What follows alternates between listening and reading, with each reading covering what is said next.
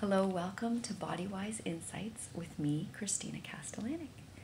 So as you know, here we chat about the body and how wise it is and how it lets us know what's going on. It lets us know through sensations, and we get to explore sensations in our bodies and notice how it wants to heal. So I want to chat today about the nervous system and the physiology behind our stress response and our threat response. So when we feel threatened, i.e. fight, flight, and freeze, that's our nervous system's way of getting over the threat that happens to us. And so we are threatened every day, and we want to either fight, flee, or freeze at some point or another. And this is sort of just to inform you guys a little bit about it. So, our nervous system is composed of the central nervous system and the peripheral nervous system. Central is the brain and the spinal cord.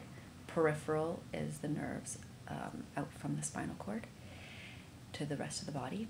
And the peripheral nervous system is broken down further into somatic, autonomic, and enteric nervous systems. It's the autonomic nervous system that is in charge of our automatic response to things. And it's this that gets activated when there's a threat that comes in. And a threat can be a thought, a threat can be something outside of ourselves, but it can also just be our emotions or our thoughts that surface. And a threat can also be unconscious. We don't know why we're triggered or why our nervous system is having a response. Consciously, we don't know that, but unconsciously, we are still triggered. So our autonomic nervous system is further broken down into sympathetic and parasympathetic. So the sympathetic nervous system is fight, flight, and our parasympathetic nervous system is rest, digest, heal, and bond, as well as freeze. So there's a theory, the Polyvagal Theory, that talks about the evolution of our nervous systems, the human nervous system. So we evolved from reptiles to mammals to this prefrontal cortex that we have as humans. And the frontal cortex that we have as humans. So, so when we think about reptiles, their nervous system way of responding to a stress is through freeze. So if a lizard is approached by a predator or some sort of creature, it freezes. It looks inanimate, it looks dead. And that's how it survives. That's the freeze response. Then we have the mammalian brain that came in afterwards through evolution, where it was safer for us as mammals to be in a herd. That was our strength when we gathered together, and that created safety and created survival, greater survival capabilities to survive. So as a herd, we further developed our nervous systems to allow for more fight-flight response, but also we allowed for the development of this something called a vagal brake. Now, we need to talk about the vagus nerve. So, the Polyvagal Theory, proposed and put forth by Stephen Porges, you can read his books and listen to his interviews online, talks about the vagus nerve. It is the cranial nerve 10, and it comes from the brainstem, from the brain, and down to the rest of the body, the organs especially, but also innervates the muscles of the face, the inner ear muscles, the muscles in the larynx, and then down to the heart, the lungs. Then subdiaphragmatically, it innervates the small intestine, large intestine, liver, pancreas, stomach, the uterus, the ovaries, the gonads, the testes and the ovaries. So basically most of the organs except for the adrenal glands, which sit above the kidneys. And this vagus nerve is in charge of that communication between the brain and the body and the brain. And so when we are stressed or triggered, unconsciously we might get a tight stomach or heart palpitating really quickly, hard to breathe, a chest tightness. All of this is signaling that the vagus nerve is impacted. So the vagus nerve, we have subdiaphragmatic innervation, and that is mostly unmyelinated. And above the diaphragm, more in the face and the ear and the larynx, it can get myelinated. Myelination means that there's fat that circles the nerve, and the nerve can conduct quicker. So as we became mammals, we had these myelinated vagus nerve, which allows us to socially engage with one another. So going back to that reptile analogy, we have a lizard, and if it's approached, it would freeze automatically. Now with mammals, if it's approached but the creature, or the person in our case, is smiling and offering, some happiness and movement of energy towards us, we are much more likely to downregulate our threat response versus upregulate our threat response.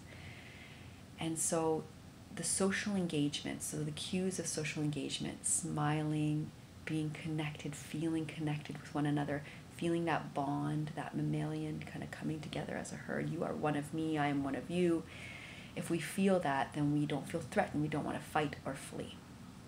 But as soon as someone's not doing that, if someone is unkind to us, if they're a little bit shifty, something in our gut tells us, this doesn't feel right, then that is our nervous system response. That's our nervous system telling us something. And we want to listen to that and want to learn from that experience.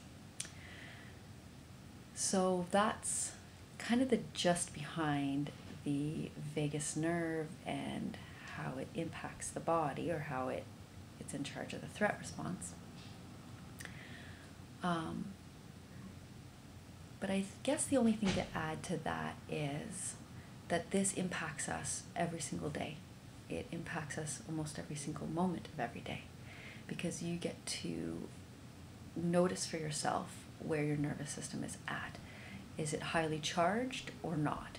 And if you are highly charged, then you have an option, you have a choice point, the more aware that you are, to notice that. You can notice it and be aware of it, and get to explore it and learn from it. And also, we have this option available to us to put on a vagal brake. So this mammalian portion of the vagus nerve, where we get to socially engage, where we get to come back down. You can use techniques or just be aware of something yummy and positive in your life and notice your system's response. We are much more likely to be aware of things that are wrong, things that are lacking in our lives, things that are hard, the challenges and the obstacles in our lives. They constantly happen. Those are the waves of life. But if we can also become aware of your expansive sensations, those things that feel calming and soothing and stabilizing and lovely, then you're building your body's ability and that neural patterning of coming down off of the threat. So the more that you can stimulate that in your life, the more it grows those neural patterns, which is wonderful. And you can do that simply by, there's so many different ways. playing an instrument, for example, is one way, where you are exhaling, if you're especially a wind instrument, if you're exhaling for a long period of time, then you're stimulating the vagal brake again, because you're down regulating your heartbeat, the way that your heart beats. So it kind of like cues the body like, oh, I must be relaxed because I'm exhaling really slowly and for a long time. And we tend to have slow, deep breaths when we're relaxed. So it's kind of like that's your signal back to the body. So you can do that. And but really, I mean, the way to build that into your system is just to sense it when you're there, right? So that's why it's so important to just be present with loved ones when you are with loved ones, or whatever you're enjoying, whatever you really love and brings you comfort and relaxation and calm. If you can imagine yourself doing it, or if you can actually do it, just noticing the sensations that are happening internally, and that's you putting on your vagal brake. So your vagus nerve doesn't have to stimulate so much, especially the lower subdiaphragmatic or the lungs and the heart, to constantly beat so quickly. So the more that we're engaged, the more that we're slower paced, the more that we're connected to our parasympathetic state, then our heart rate shifts downward and we feel normal, happy, good.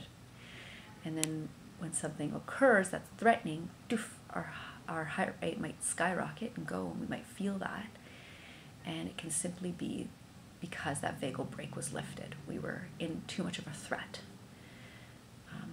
And then the fun starts, where you get to explore the waves of what that threat was all about. As long as you know that you can come back down, it's really helpful.